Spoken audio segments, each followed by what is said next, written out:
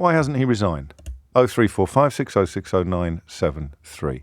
If you send a letter to your boss saying you're going to have to step down from your senior role because you've embarrassed yourself and other people, and you're sending that letter amid widespread, currently unrefuted allegations that you groped two men at the Conservative Party's spiritual home, the Carlton Club, why would you not resign? I mean, I can't do every morning. I can't spend every show now asking, am I mad?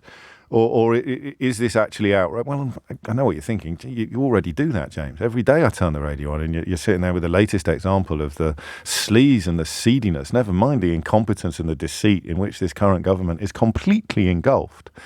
And you do sit there going, am I going completely mad? Or is the emperor actually naked? And I am, I suppose, knocking at the door of that question again this morning. But I'd like to think we can conjure up something that at least sounds a little bit more sophisticated, a little bit more nuanced. Am I right in thinking that this fella's feet wouldn't have touched the floor if this had happened under any other Prime Minister? Am I?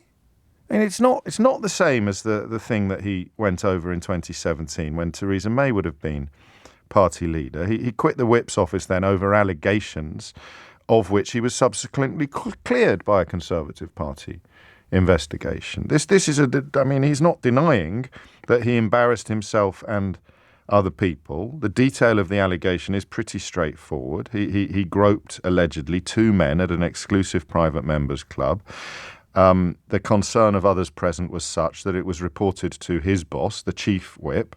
A fellow Conservative whip, the Times reports, reported Pincher's behaviour to Chris Heaton-Harris, the chief whip, and after interviewing everybody involved, Heaton-Harris spoke to Pincher, who subsequently tendered his resignation.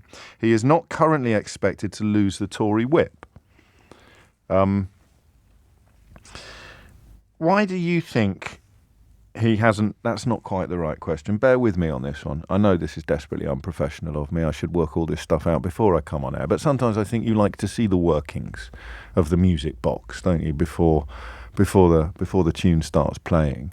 Because it's not just that, is it? And I want to give you an opportunity for some really thoughtful contributions. Well, let's start there. Let's start with the context, the historical context. This would, I'm fairly confident, be a resignation issue immediately, straight out of the House of Commons. You can't resign after allegations of groping that you haven't denied and keep your job. So that's question number one. 0345 6060 973 is the number you need. Do you think or do you disagree with me when I say, because you do sometimes lose sight of the bigger picture when you're caught up in the weeds like this. At previous points, and I used to say, older listeners may need to help me out on this one, but I think I'm 50 now, so my memory of politics is pretty broad. I'm pretty sure this would have been a by-election issue, a resignation issue, if it had happened on any other Prime Minister's watch. Do you agree?